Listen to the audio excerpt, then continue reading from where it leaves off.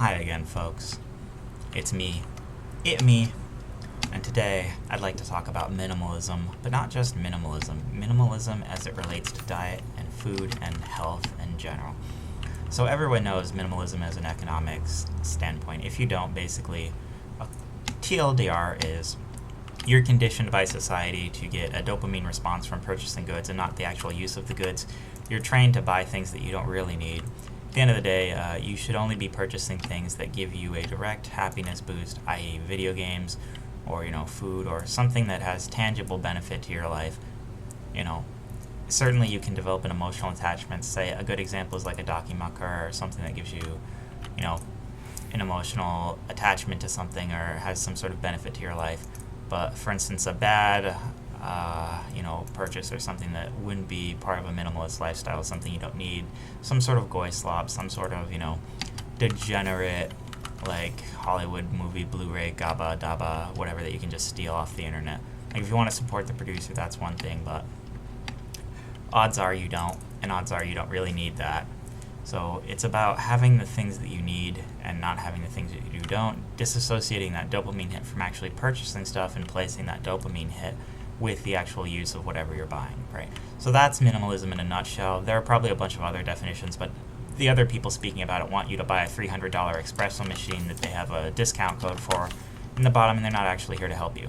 I am actually going to make some real advice and actually help people out in an actual way instead of meandering about, sort of something that's going to try and sell you something or not tie into delayed gratification or not improve your life at all. So anyways, so how does minimalism work in a diet? So if you're living a proper life, virtually everything you eat should be from components that you yourself make and put together and then make into a meal. This is what we call cooking. I know for a lot of the Zoomers and the younger generation here, you might not understand this concept of cooking. Cooking is not taking some soybean oil goy slob off the frozen, slob shelf, popping it into the microwave for 5 minutes, and then stuffing whatever greasy garbage that comes out of it down your gullet. Now, I'm not saying you can't do that ever, right? But what I am saying is that you need to do that in moderation. I know that word moderation, it comes along with like delayed gratification, all that. I know this is pretty crazy, but if you're a 300-pound big boyo, like if you're Tubius Maximus, you need to start thinking about your life and the quality of your life, because what you're doing is basically self-harm. And like 70 or 80% of Americans right now are engaging in active self-harm every time they open their goddamn fridge. And that's just unacceptable. Now, I'm not trying to rail on fat people because they deserve it, because you need to get in shape. I'm railing on you because you need to get in fucking shape, fatty. Now, you might say that this is, tough love and that this is, so mean or whatever. And at the end of the day, yes, intentionally so. Like, here, if you need real advice on how to really lose weight without bullshit, let me explain it to you guys. One, you count calories, it's good, but the calories you're counting are not actual calories. When you open up the goddamn, frozen goy slop aisle and you look at the soybean concentrate, concentrated fudge soy, 0% chocolate bars, and you plop one of those into your mouth and it says it's only 150 calories, this is diet. It's not actually that much energy or that much calories. Like, that stuff is genetically engineered to, get you addicted to it. It's, the 2,000 calories DiGiorno's tiny, budget, diet pizza or whatever for like a single pizza is 2,000 calories, And they're like, yeah, just eat these, just 3 of these a day and you'll be fine. That's only 6,000 calories. It's just, all of that stuff is completely unacceptable to eat as the staple of your diet, as what most of your food should be. You really need to, as a person, start getting into minimalistic food. That means that when you prepare something, you're preparing the ingredients yourself. It's perfectly fine to not mill your own flour. That's not what I'm talking about. You can buy all-purpose flour, but if I'm making a pizza, I'm taking the flour. Let's say I want to make a nice flatbread pizza, right? I'm taking some flour, some salt, mixing it up in a bowl, adding some room temperature water, throwing that on a frying pan for like 10 minutes, flipping it twice. Then I'm putting some tomato paste and cheese on it, throwing it in the oven for 15 minutes and taking it out. That pizza is 600 calories. I can have 3 of those instead of one of the goy slop garbage that may or may not be 2 or 4,000 or 8 billion calories, whatever. The packages are not actually accurate.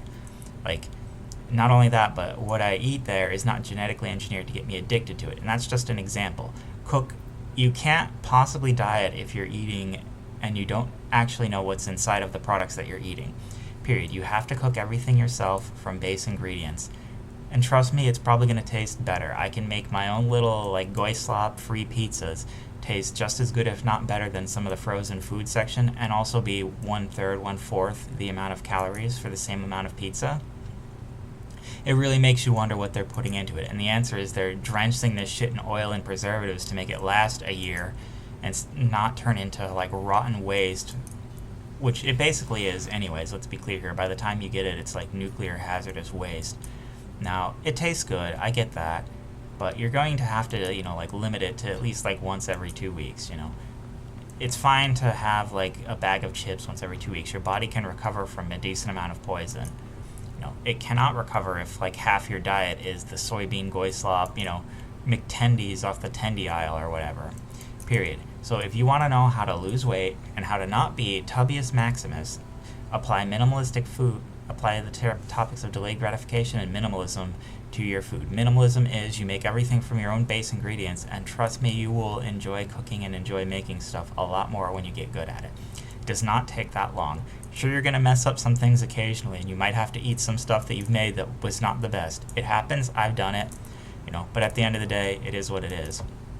It's worth learning, and it's going to improve your life drastically. And then you have to apply delayed gratification to eating. So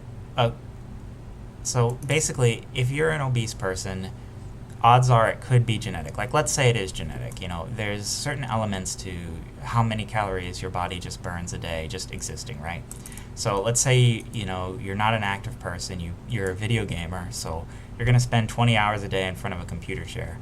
There's, I forget the name of it, but it's how twitchy your body is, or which is completely genetic. It's how much you move per day. And even if you try and move around a bunch, your body will just compensate. So there is just depending on your genetics, just a passive amount of how much you're going to burn a day, just based on how twitchy of a person you are. People that are less twitchy are going to, obviously burn less calories just existing. A good rule of thumb is just take your body weight, do it times 10, and that's about how many calories you can eat a day to just survive normally. That doesn't account for genetics. Obviously, genetics can make that much, much worse or much, much better. Some people are 150 pounds and can eat 3,000 calories a day and not gain a single piece of weight. Some people are going to be, 150 pounds and only be able to eat 1,000 calories to break even. That's just how it is. Some of you out there, you're going to have to starve yourselves if you want to, lose weight or maintain your current body weight. It's unfortunate. That's genetics. Blame God, not me. That's the cold hard truth of it. Secondly, exercising for weight loss is pretty much pointless. Not going to lie, not going to bully you, but Thaddeus Maximus running down the street for a mile or going to the gym, I hate to break it to you, but odds are, especially at that body weight, you're not burning more than a couple hundred calories at most a day. And yeah, maybe, let's say you burn 300 calories at the gym on each visit, which is a lot, by the way. Walking 10,000 steps is 200 calories, just to put this into perspective. So, and that's a decent amount of walking if you're not a speed walker. So odds are Thaddeus Maximus at the gym is maybe burning 200, 400 calories a day. So he gets one extra Snickers bar on the day that he worked out or whatever. It's very inconsequential for your entire weight loss journey, just mathematically. So let's say you're, Thaddeus Maximus, you're 250 pounds out there. You're an average American, basically. You're kept alive through corn syrup. It's replaced your blood at this point. Your heart, has been replaced by a metal heart because you just can't function with a regular one. But you're getting by. So you, on average, are, burning 2,500 calories a day. And if you have bad genes, which if you're a fat person, you probably do have bad genes, just accept it. And say that it's 2,000 or even 1,500 calories to just break even. If you eat more, and there are some people out there who are 250 pounds, or if they eat more than 1,500 calories a day, they are going to gain weight. That's just unfortunate, but that's just life. You're going to have to adjust your calories down to a point where you start losing weight. So, and now we come into delayed gratification, or how to organize this. So, for instance, let's say that you lose weight at, like 1,000 calories a day. You're the worst case scenario, your blubberiest maximus, and if you eat more than 1,000, like, you're going overweight. It's fine.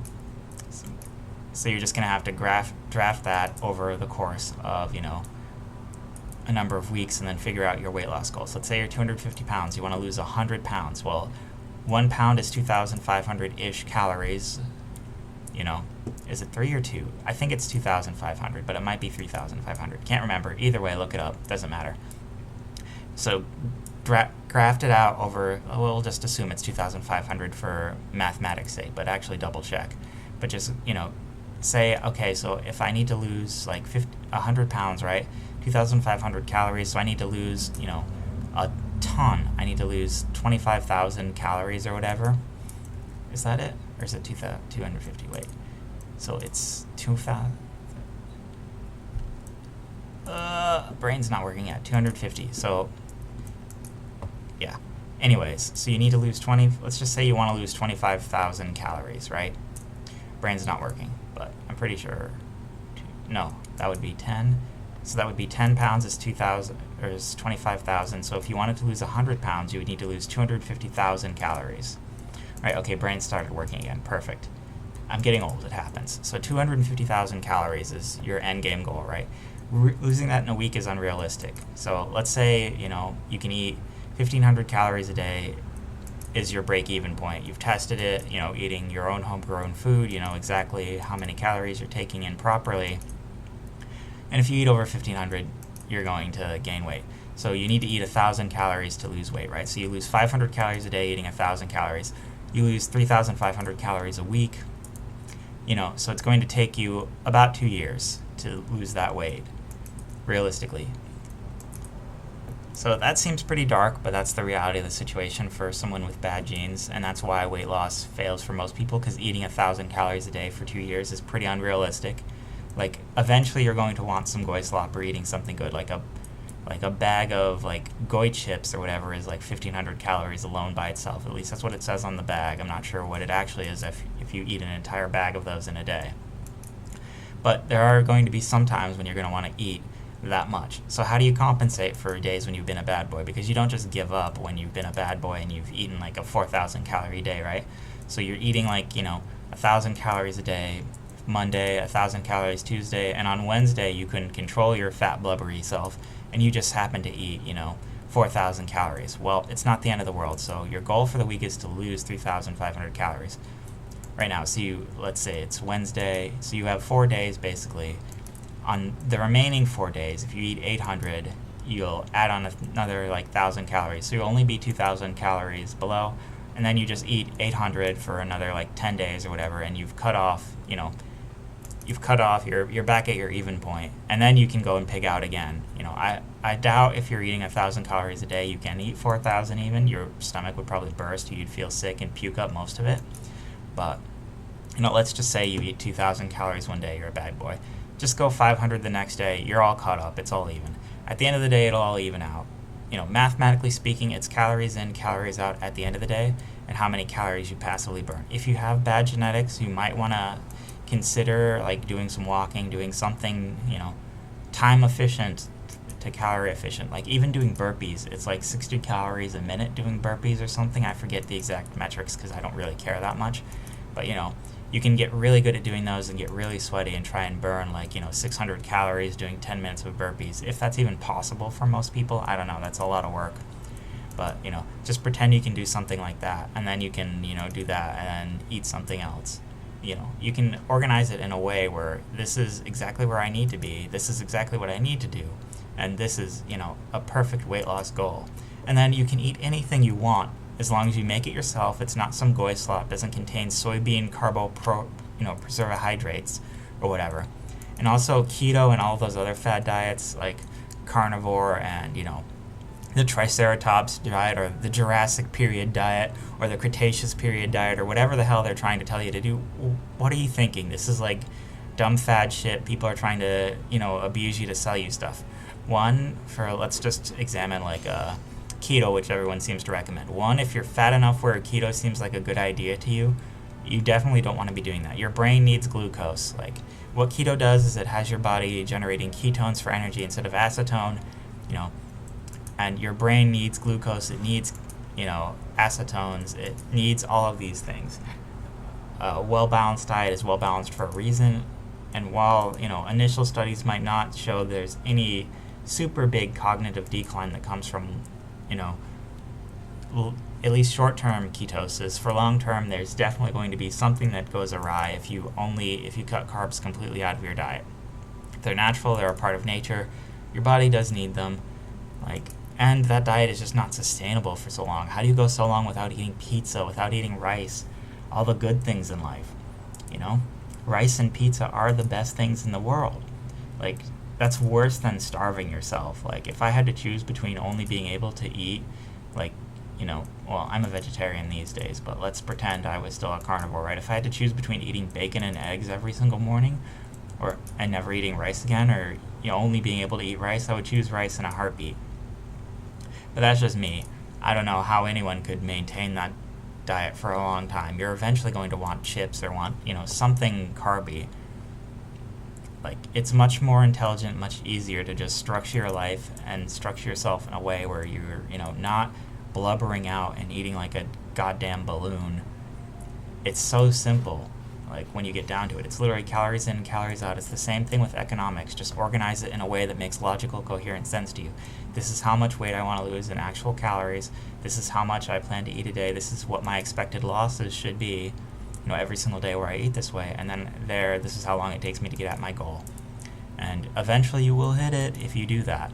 Now, for a lot of people, that's not going to be nice. It's going to suck because it's going to, drastically change their diets. But at the same time, if you just do that, the situation and the problem solve itself, and you can join the 10 or 20% of Americans right now that are, not 5,000% overweight or don't have a massive belly.